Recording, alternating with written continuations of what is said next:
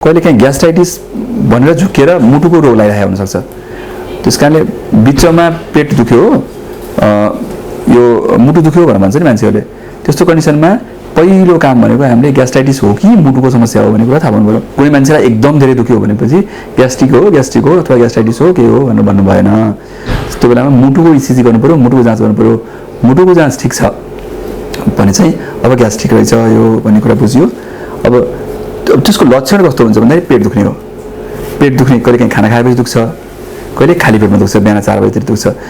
बिहान 4 बजेतिर दुख्ने चाहिँ त्यो ड्युओडनल स्टोमकभन्दा तलतिर, आमाशयभन्दा तलतिरको घाउमा केही समस्या पऱ्यो भने दुख्ने हो।